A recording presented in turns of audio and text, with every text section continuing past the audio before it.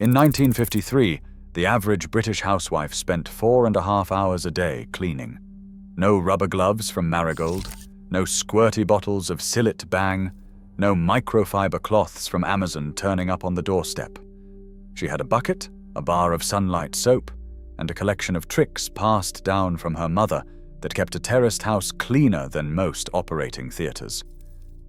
Number 14 on this list was actually discouraged by health visitors in the 1970s, but microbiologists now say it kills bacteria more effectively than most supermarket sprays. And number 3 involves something you probably throw away every single morning without thinking. These 20 habits were so effective that cleaning product companies spent decades in advertising to make us forget them. Because here is the truth nobody talks about. If you knew what your grandmother knew, you would stop buying half the products under your kitchen sink. Dettol hired marketing agencies. Flash changed formulas. Whole industries were built on us believing that clean meant chemical. Before we start, hit that subscribe button, because what you are about to learn might actually change how you keep your home. Let us count down the 20 old British habits for a perfectly clean house. Number 20. The Monday Wash Day Ritual. Monday was wash day. Not sometimes. Not when the basket overflowed. Monday, every single week, without exception.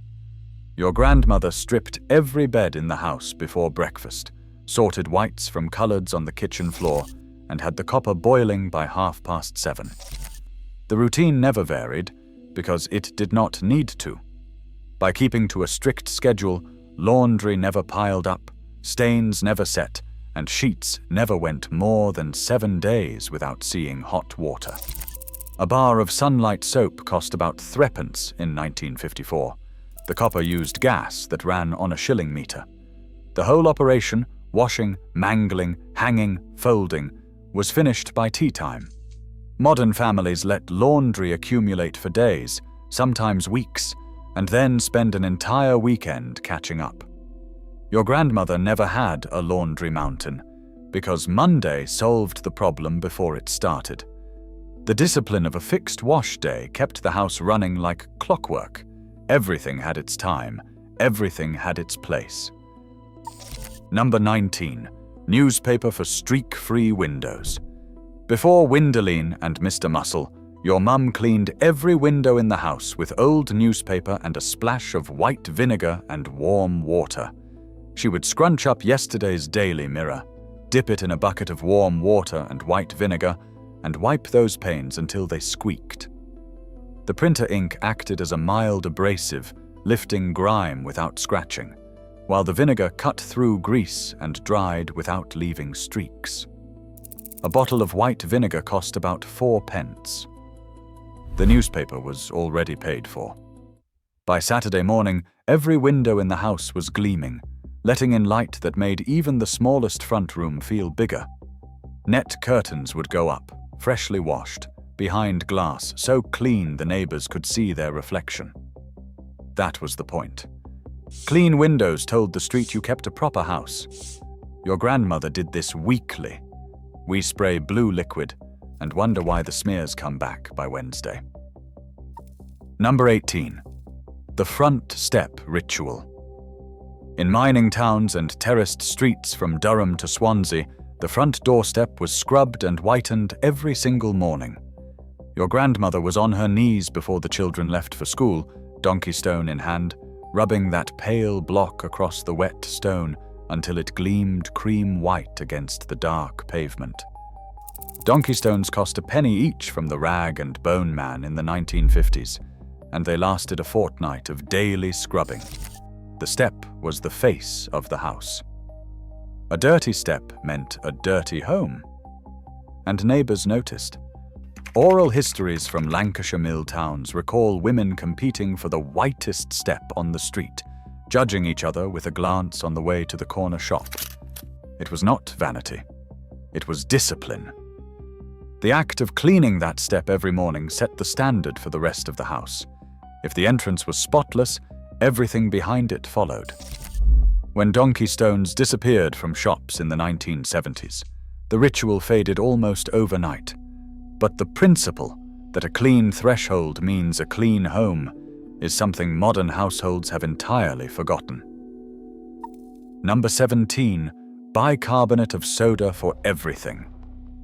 That yellow box of bicarbonate of soda was the most powerful cleaning product in your grandmother's kitchen, and it cost less than 6pence.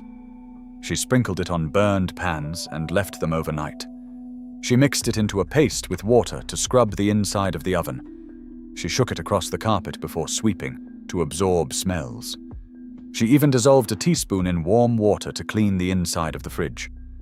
One product replaced the entire shelf of sprays and creams that modern kitchens hoard under the sink. The bicarbonate was mildly abrasive, alkaline enough to cut grease, and completely non-toxic. Children could touch it. Pets could walk on treated surfaces. Nobody needed rubber gloves. Recent studies from the University of Sheffield have shown that bicarbonate of soda is effective against common household bacteria, including E. coli. Your grandmother did not need a study to tell her. She could see the results on her own worktops every morning.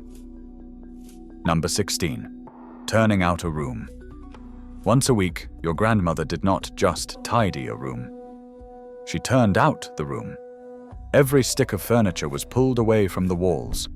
Rugs were taken outside and beaten with a carpet beater until dust clouds rose like smoke. Skirting boards were wiped with a damp cloth.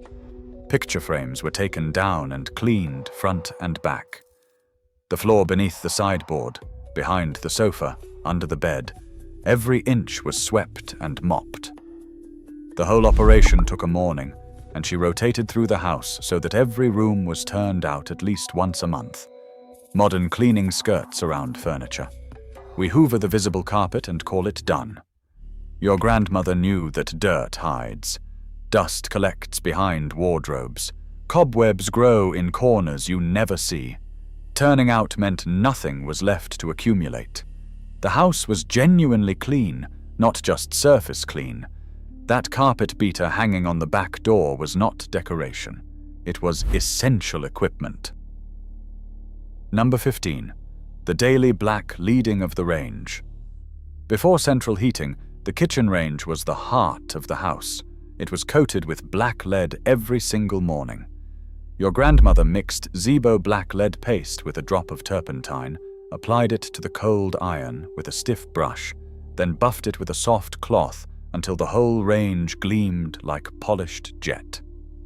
The smell of turpentine and iron filled the kitchen before breakfast. The ritual took 15 minutes and served a double purpose. It kept the range from rusting, extending its life by decades, and it kept the kitchen looking immaculate. A tin of Zebo cost about 6pence and lasted a month. By the time the children came down for porridge, the range was gleaming and the fire was lit. That daily discipline meant the most important appliance in the house was always maintained, always clean, always ready. When gas and electric cookers replaced ranges in the 1960s, we stopped maintaining our cooking equipment daily.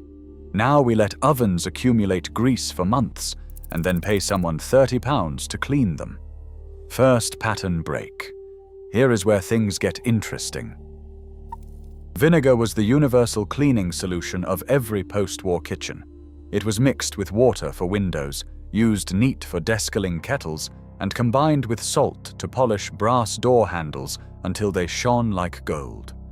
Your grandmother poured vinegar down drains once a week, followed by bicarbonate of soda. The fizzing reaction cleared grease and food buildup before it could cause a blockage. Plumbers in the 1950s cost a fortune, and no family called one unless the house was flooding. Prevention was cheaper than cure. A bottle of malt vinegar cost 4pence, and white vinegar was about the same. The whole house could be descaled, deodorized, and disinfected for less than the price of a single modern spray bottle. Health visitors in the 1970s discouraged vinegar cleaning and pushed families toward branded disinfectants instead. But microbiologists at the University of Surrey confirmed in 2014 that vinegar solutions are effective against many common household pathogens. Your grandmother was not guessing. She was right. Meanwhile, we spend an average of £120 a year on cleaning products that do what a 4-pence bottle of vinegar did for an entire decade. Number 13. The cloth system. Your grandmother did not reach for kitchen roll or a pack of disposable wipes. She had a system of cloths, and every cloth had its job. One for dishes, one for surfaces, one for the floor, one for brass, one for windows. They were color-coded by habit, not by label, and every woman in the house knew which was which. Cross-contamination was not a term she used, but cross-contamination was exactly what she prevented. The dishcloth was boiled in a pan of water with a drop of soda every evening. Floor cloths were wrung out and hung on the line to dry between uses. Nothing was thrown away. A torn sheet became dusters. An old vest became a polishing rag. The system meant every surface was cleaned with the right tool, and bacteria from the floor never touched the kitchen worktop. Modern households use one cloth for everything, and wonder why the kitchen smells by Thursday. Number 12. Lining drawers and shelves with paper. Every drawer and shelf in your grandmother's house was lined with clean paper. Wallpaper offcuts, old wrapping paper, or sheets of brown paper from the butcher were cut to size and laid flat inside cupboards and drawers before anything was put away. The paper caught crumbs, absorbed moisture, and protected wooden surfaces from stains. When the paper got dirty, she lifted it out, threw it away, and replaced it in minutes. No scrubbing, no soaking. The drawer stayed clean underneath because the paper took the punishment. In the kitchen, grease-proof paper lined the shelves where tins and jars sat. In bedrooms, lavender-scented drawer liners kept clothes smelling fresh. The whole system cost almost nothing and added minutes to the annual spring clean rather than hours. We have forgotten this entirely. Open any kitchen cupboard in a modern home and you will find sticky rings from jam jars, dust in corners, and crumbs embedded in crevices that have not been cleaned since the day the house was built. Before refrigerators became common in the early 1960s, the larder was the cold room in the house. It was a small, north-facing cupboard with a marble or slate shelf and a mesh window to keep flies out. Your grandmother emptied it every morning, checked every item for freshness, wiped the shelves with a vinegar cloth, and replaced the food in order, oldest at the front, newest at the back. Nothing sat forgotten. Nothing went moldy behind a tin of beans. The daily rotation meant food waste was almost non-existent. If something was close to turning, it went into that day's meal. The discipline of the daily larder check kept the household fed efficiently and the kitchen spotless. Modern fridges hide food behind closed doors, and we buy duplicates because we cannot see what we already have. Your grandmother's larder had less space but less waste because she looked at every item every single day. Number 10. Airing the house every morning. Rain or shine, summer or winter, your grandmother opened every window in the house first thing in the morning. 15 minutes of fresh air blowing through the rooms while the beds were stripped and the floors were swept. The draft carried out stale air, cooking smells, and the damp that accumulated overnight in bedrooms where 4 or 5 people slept. In the 1950s, condensation was the enemy. Damp bred mold, and mold ruined wallpaper, clothes, and health. That 15 minutes of cold air every morning kept moisture levels down, and the house smelling clean without a single aerosol can. Modern homes are sealed tight for energy efficiency. Double glazing and draft excluders keep warmth in, but trap moisture, cooking fumes, and volatile compounds from cleaning products. Environmental health officers now recommend daily ventilation to prevent mold, exactly what your grandmother did 70 years ago without being told. Second pattern break. Here is where it gets clever. Number 9. The weekly boil wash. Tea towels, dishcloths, handkerchiefs, and white cotton underwear went into the copper every Monday for a boil wash. Water was heated to a rolling boil, a handful of soda crystals was added, and everything was stirred with a wooden dolly for 20 minutes. The boiling water killed bacteria, removed stains, and bleached whites, whiter than any modern detergent promises on the packet. A box of soda crystals cost about 4p in 1955 and lasted a month. The boil wash was the nuclear option, and it worked. When automatic washing machines arrived with their 30 and 40-degree cycles, we gained convenience, but lost the kill. Modern tea towels harbor bacteria counts that would horrify a post-war housewife. Studies published in the International Journal of Food Microbiology found that kitchen cloths washed at low temperatures remain contaminated even after laundering. Your grandmother boiled hers. The bacteria did not stand a chance. Number 8. Salt on fresh spills. When red wine hit the tablecloth or gravy splashed the carpet, your grandmother did not panic or reach for a stain remover that did not exist yet. She reached for the salt cellar. A thick handful of ordinary table salt was poured directly onto the wet stain within seconds. The salt absorbed the liquid before it could set, drawing the color out of the fabric like a sponge pulling water. She left it for 10 minutes, brushed it away, and the stain was either gone or pale enough to vanish in the next wash. Salt cost a penny a box and sat on every table. The trick worked on red wine, beetroot juice, blood, and tea. Speed was the secret. The faster the salt went on, the more it absorbed. Modern stain removers work after the damage is done. Salt prevented the damage in the first place. That box sitting next to the pepper was the fastest, cheapest stain treatment ever invented, and we walk right past it every day. Your grandmother made every bed in the house the moment the last person left it. Sheets were pulled tight, hospital corners were folded, blankets were smoothed flat, eiderdowns were shaken and laid square.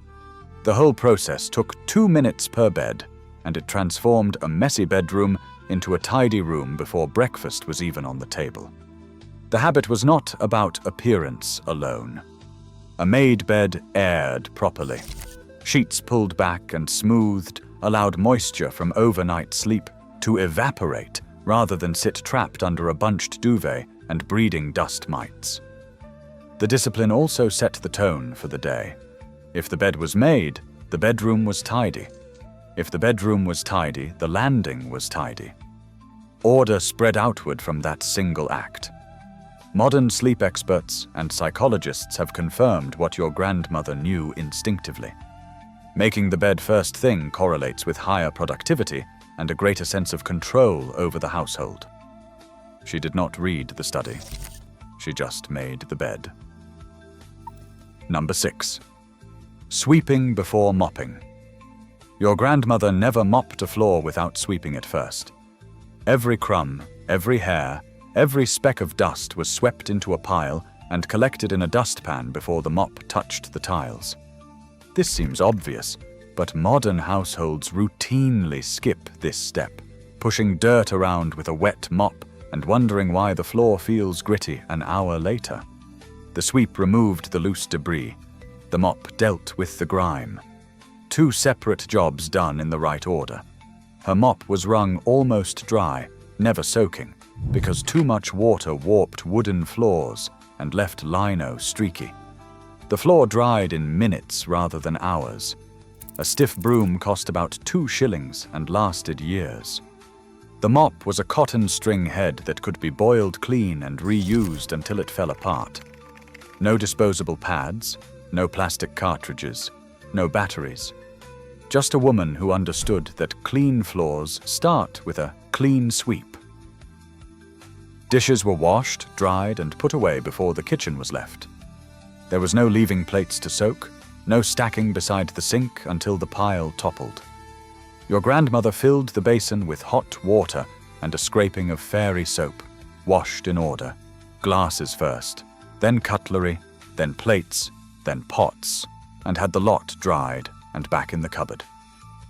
Within 20 minutes of the last fork being set down. The habit prevented two things. First, dried-on food that required soaking and scrubbing later. Second, the depressing sight of a cluttered kitchen that made the whole house feel untidy. A single bar of fairy household soap cost about sixpence in 1956 and lasted a fortnight. The washing up routine was so ingrained that children learned it by standing on a stool beside their mother, drying with a tea towel long before they were tall enough to reach the taps. Dishwashers are convenient, but they also encourage the modern habit of letting dishes accumulate all day, creating a kitchen that never quite feels clean. Third pattern break. Here is where your grandmother's genius really shows. Number 4.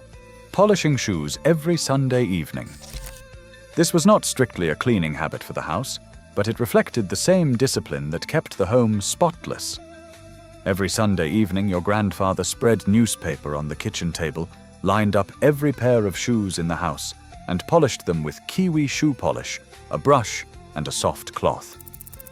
The ritual took 30 minutes and ensured every family member left the house on Monday morning looking presentable.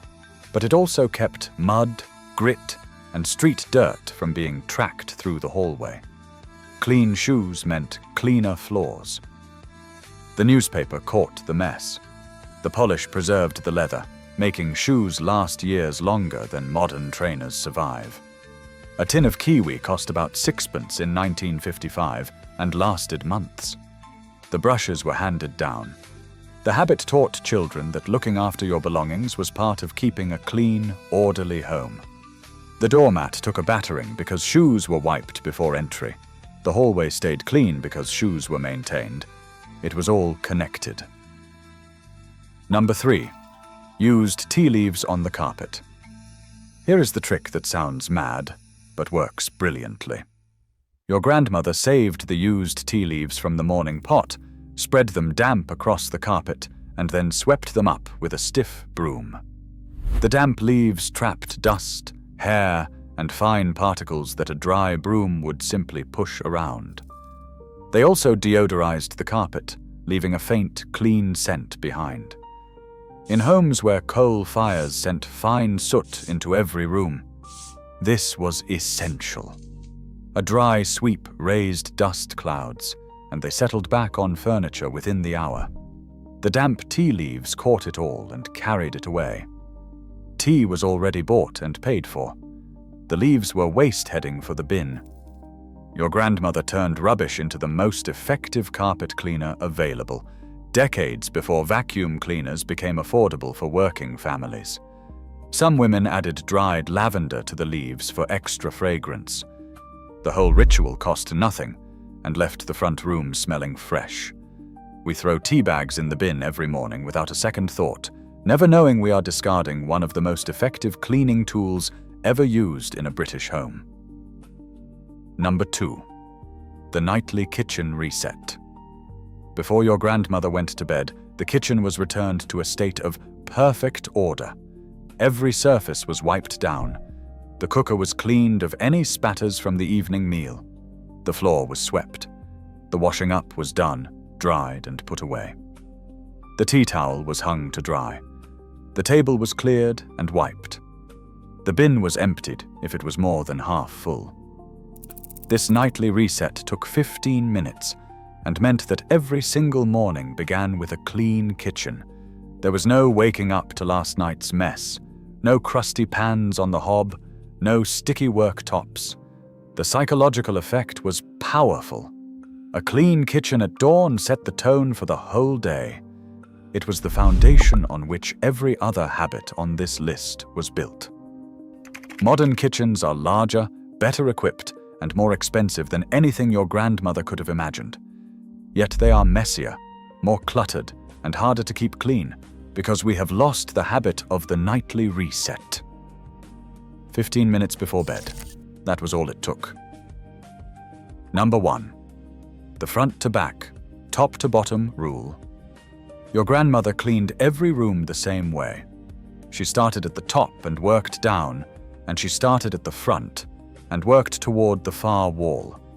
Dust the picture rail first, then the shelves, then the mantelpiece, then the furniture, then the skirting boards, then the floor. Gravity meant dust from the top settled downward, so cleaning from ceiling to floor meant nothing had to be cleaned twice. Working front to back meant she never walked across a clean floor to reach a dirty corner. The system was logical, efficient, and completely foolproof. She did not need a cleaning schedule printed from Pinterest or an app on her phone telling her what to do next. The rule was the same for every room in the house, and it never failed. Top to bottom, front to back. Done. Every professional cleaner today uses this identical method. It is taught in hospitality courses and recommended by cleaning science researchers. Your grandmother did not invent it. She inherited it from her mother, who inherited it from hers. Generations of women perfected this system through sheer repetition, and it remains the single most effective cleaning method ever devised. No product can replace it. No gadget can improve it. It just works. Here is my challenge. Try one of these this week, just one. The nightly kitchen reset, the tea leaves on the carpet, the daily airing of the house. Then come back and tell me if your grandmother was just old-fashioned, or if she actually knew something we forgot, because cleaning product companies convinced us we needed their bottles. Share which one you are going to try in the comments. These were not just cleaning habits. They were a system that kept a house spotless on a budget of almost nothing. Your grandmother knew. Now you know too.